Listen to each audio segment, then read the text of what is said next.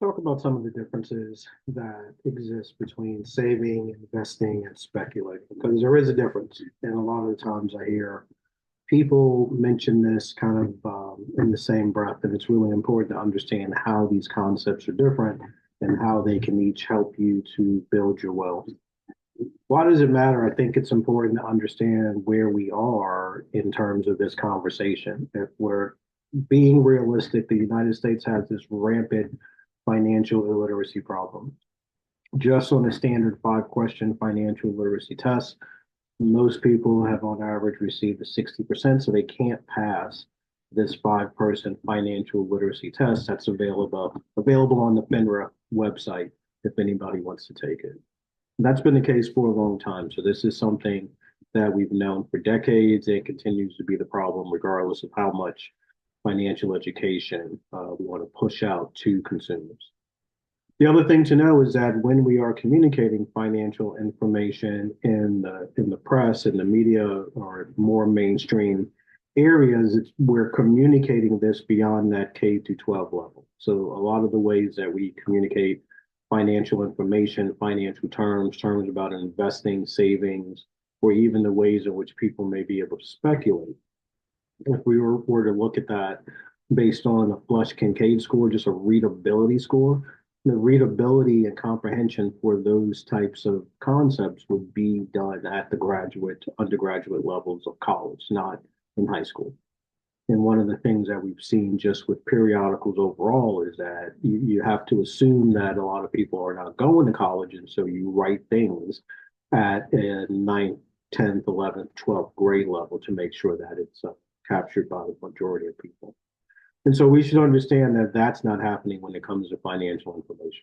So you take the combination of a lack of financial literacy in the United States and you combine that with sharing information that is over the heads of most people and that they can't necessarily comprehend on their own, then you're naturally going to have a problem. And I see that with a lot of folks. One of the things that I see as a natural problem is that most people want to save. That is all they want to do. They just want to save, but they end up speculating and they call it investing. And no one ends up winning when this is the case. Saving is great for a lot of people, and the majority around the world understand that concept of saving. But speculating and investing is not something that everybody should do. It's something that you can do, but it's not something that everybody should do. And while we try to associate a lot of the work that happens in the stock market with investing, a lot of it is actually just speculating, hoping that a stock goes up or that it goes down, and you have that ability to get in to take advantage of it quickly. So I want to make sure that we understand these things. Why do I say that most people want to save, but they end up speculating and then they call it investing? Well, let me go through each of these independently so that way you have a chance to determine for yourself.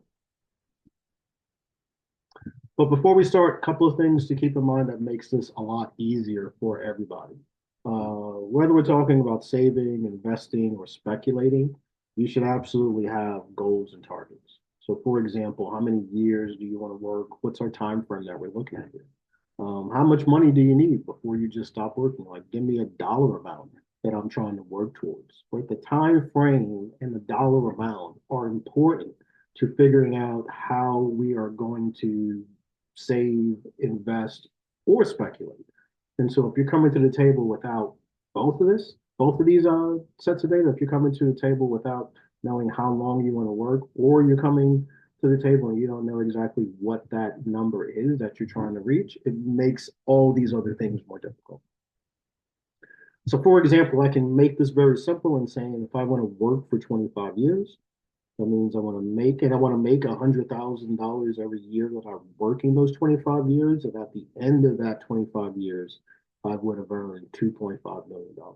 And so now I have some targets. I have some anchors that I can actually look at. I have 25 years as a time frame. I have 100,000 as the amount of cash inflows that I need to see on a year by year basis. And then I know that if I do that over 25 years, the total amount that I'm going to receive in earnings is 2.5 million.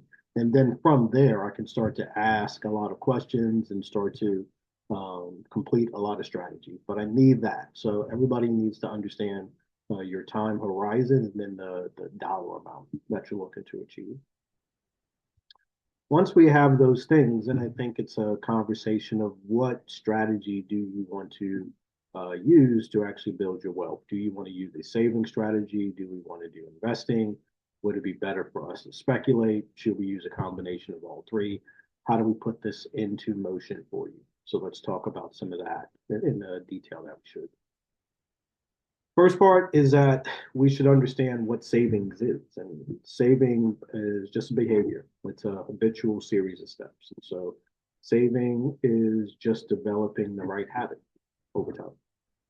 Saving has a natural beginning and an end. So once I'm done saving, what am I going to do with the money? Right? We save for specific goals, and when we achieve those goals, we can do other things with the money. Right? So in essence, savings is a way that we can retain some of those earnings. How much of that 2.5 million that I earn over 25 years do I actually want to retain and keep for myself and allow my money to work for me? And so the way I like to think about this is that savings is really a way that you can buy time in the future. And so think of it that way. When I'm saving, I'm actually buying time in the future. And I use this example when I teach it in class because I like to play video games and I'll use the PS5 as an example. If I wanted to buy this new PlayStation, this new gaming console, it's not going to change. I'm still going to be able to play the games that I'm playing today. But the value of that $500 that I would have spent on that game console in 20 years is going to be absolutely worthless. I won't even be playing that machine anymore. And so a lot of things are taken into account with that money that I spent. That $500 is gone, has no value in 20 years whatsoever. But if I just put that money away, right, and I choose to put that money into an investment earning 3%, in 20 years, it's 900 bucks. If I choose an investment that's earning 6%, it's 1,600 bucks. And if I choose an investment earning 9%, that $500 turns into 2,800 bucks. So how would you feel if you were actually able to save some money today? I'm not going to spend this $500 today. And as a result of doing that, 20 years from now, I've actually solidified myself a rent payment, is how I would think about it. Right. So what am I doing by saving this money today? I'm buying myself a rent payment in the future, for example, or a mortgage payment, or just this is my monthly allotment for the month in terms of my living expenses. But that's the way we can look at savings. When we look at how much I should save, I think it came down to some of those percentages that I illustrated on this previous slide, but I'll just say that that is based on a simple methodology we call the rule of 72. While I think there are a lot of equations to come into mind, individuals just want to know how fast their money doubles or triples or quadruples. Hearing that you're going to make 5% or 10% or whatever the case may be, some people just can't take that and turn it into what it means. But if you say, hey, that $100 is going to become $200 and then $300, we have a good way of understanding. So the rule of 72 allows us to figure out how long it takes our money to double. And here's how it works. Let's just say I want a 10% return. So I'm going to seek out some investment that is going to give me a 10% rate of return. How long does it take my money to double? Well, in that case, I'm going to take 72 divided by 10. That's going to give me 7.2 years. So my $1,000 becomes $2,000 in 7.2 years if I'm in an investment of 10%. What if I only wanted to seek out a rate of return of 5%? Right. So if I did that, my money is going to double every 14.4 years, right? 72 divided by 5 gives me 14.4. And so in this case, if I've already created my 25-year time horizon, then what I'm basically saying is the rate that I'm looking for, right? The amount of return that I'm looking for whenever I invest my savings is going to be around 2.8%. Why? Because whenever I'm investing, I want my money to double within this time frame, this time horizon that I'm looking at. If I wanted to actually have a shorter time frame, I'm just going to go and do a higher rate of return. And that's how that works. At a bare minimum, if I just put my money in at something that's 2.8, In 25 years, it'll double. However, if I seek out a higher return, my money can double in as fast as 14 years, or it can double in as fast as 7 years, right? That's up to me. That is my choice. And so that's what I would use as my suggestion for you. Regardless of how much you want to save, ensure that you're earning the appropriate rate of return. And an appropriate rate of return of 3 to 5% means your money is doubling every 14 to 25 years. However, honestly, if you just keep that in your savings account at your corner bank that's earning like 0.5% or 0.25%, it's going to take either 144 years or 288 years for your money to double, kind of using that same methodology. And so simply getting your money out of places that don't do things, putting them into investments that do something is going to be better for you in the short run, right? We can basically just take your money out of something that's not producing, seek out something that's between 3 and 5%. And in that case, you're going to see the money double within your lifetime. If I also know this, it makes it easy for me to just let this money work for me in the future. So if I know that, I can put $32,000 down to that at an annual rate of 4 or 4.5%.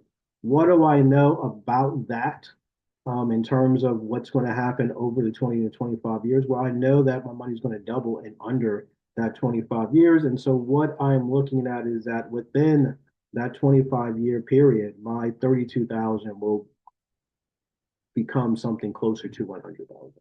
So if I'm actually saving $32,000 a year, I'm actually just buying myself a salary in the future, right? So every year that I'm working, I save 32,000. I'm actually starting to create my own salary in the future, right? I'm buying myself. I'm putting a down payment on a year of salary for myself in the future. That's how I would think about it.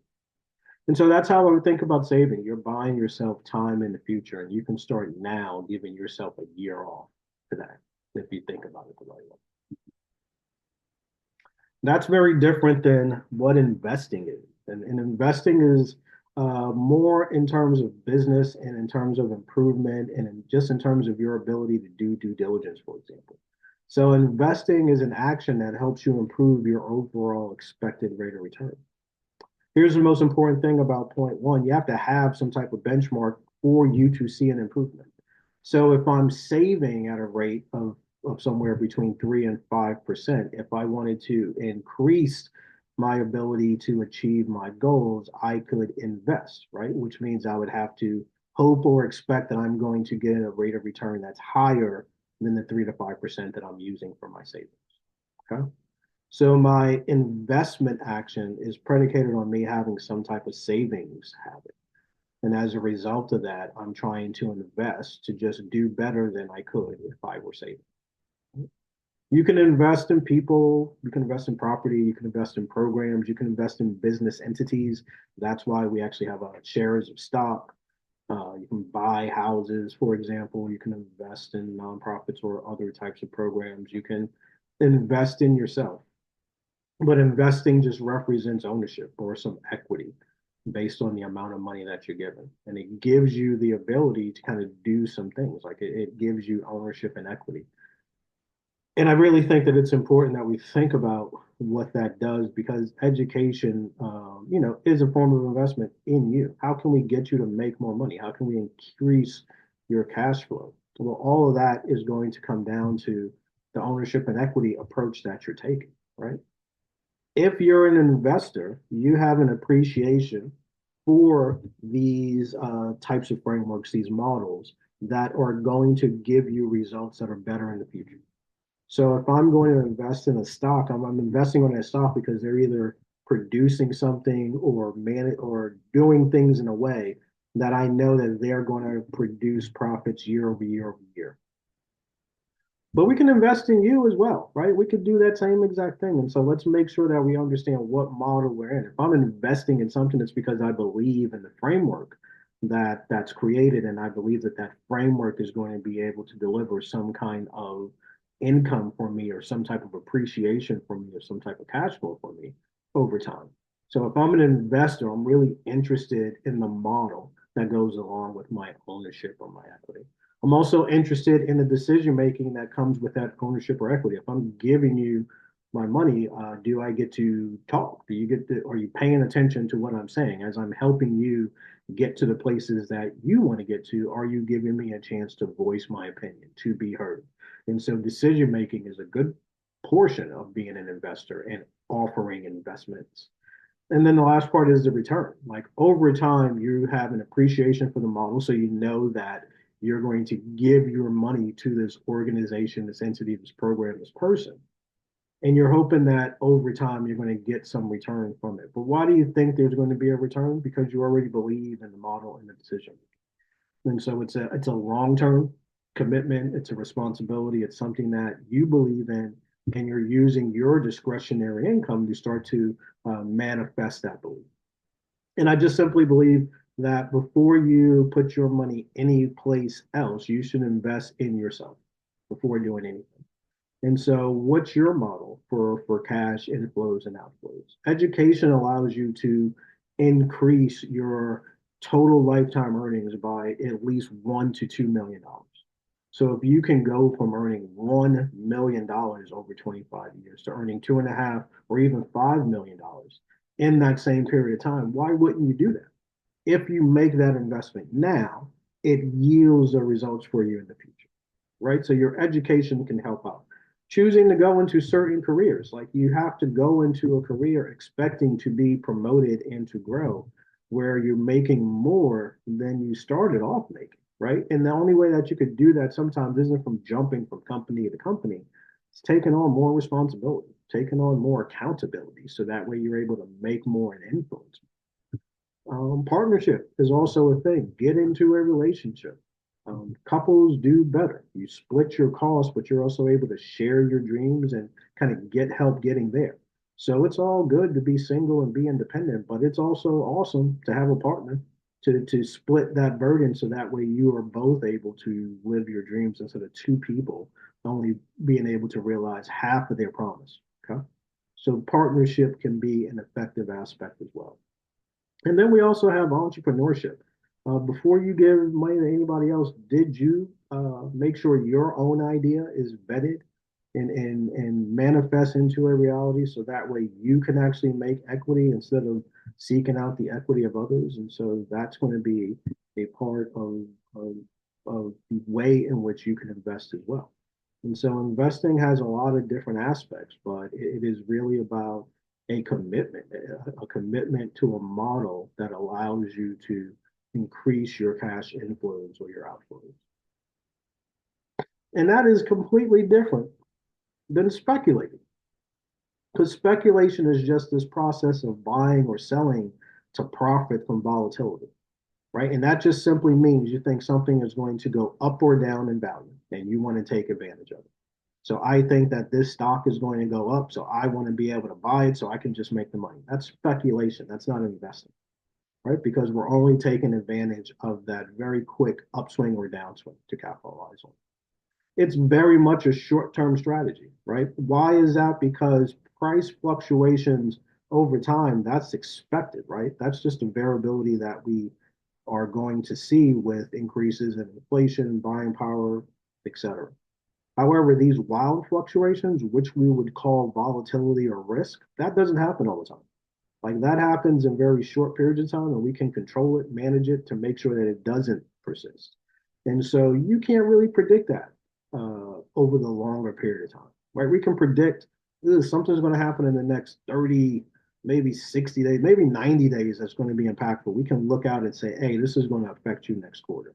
But there's not too many things where we can be like, you know what, this is going to impact you over the next 24 months and be able to say, I'm going to capitalize on it.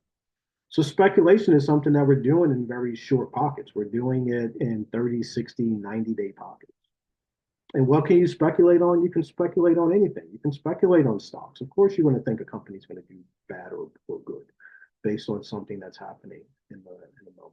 How about bonds? Same thing with the organization, but you can also speculate on how do you think the government may do with its federal debt. You can speculate on commodities, any commodity. What do you think is going to happen to the price of sugar, the price of eggs, the price of oranges, the price of coffee, the price of cocoa beans, any of that stuff? Do you think it's going to go up or down? currency. What do you think is going to happen to the US dollar? Or the European or the euros or a British pound. Like, how do you think any of those things are going to be impacted? And one of the easiest ways that we talk about speculation is literally through sports betting. Like, why are you so sure that that team's going to win? I'm doing my research. They played this back to back. Yeah, you have this very short, tight window of information that's allowing you to say, yeah, they're going to do well tonight, right? And then we would have another kind of speculation that says, well, how might they do over the entire year, right? So a little bit different. Speculation is really a short-term play, something that you're doing just to take advantage of an up or down. And if that's really your goal, then option trading is probably the best choice, knowing that it's basically short term. Options expire on a month basis. You can do time oriented options where they go out 60 days, but that gives you enough time to practice that type of speculation. Gives you this flexibility where you can actually just act like, hey, I can see that this is going to happen. Yeah, I'm right. Let me make my money. Or you can say, yeah, I was wrong, and I'm just going to let that thing expire. And I'm just going to be out of pocket how much it costs me to actually go into that strategy. And then the last thing is that you can always resell your speculation. Hey, I thought a month ago that this stock was going to go up, so I bought this option. And now 3 weeks have gone by, and I'm actually right. And now my option price is going up. I can either sell that option and make some profitability on that, or I can let my option go to its expiration date, and then I can capitalize on it and make my money then. So now I have this ability of not only being right about my speculation and making my money on that, but I can also appreciate the value of my option just on me going into that speculative position, and then I can sell that at some time as well. And so that's what I mean by that is the difference between savings and speculating and investing. One of the things to keep in mind, and that's always going to be important, is that you should know what you're doing before you start doing it. And we have this very interesting way of turning everybody into an investor. And that's a lazy way of doing it because it simply just says, hey, I can give out all this information as if everybody was an investor and they can catch up. The reality is that most people don't know what they are here, and therefore they ignore it, or they take it the wrong way, or they do something completely different. And so, as a result, simply knowing the basics of saving, investing, and speculating can allow a lot of people to be in a product or at least in the right market to achieve their dreams and not be in a place that's going to take advantage of their naivety or try to take advantage of their ability to hope. That's definitely detrimental, and that's not what investing is all about. So I hope this helps. We'll do little things like this every once in a while just to make sure that everybody has a better understanding. But that is why. That's why I see this major problem. That's why I believe a lot of people genuinely want to save, but they end up speculating and they call it investing. Does that make sense to you now? I hope it does. Thanks.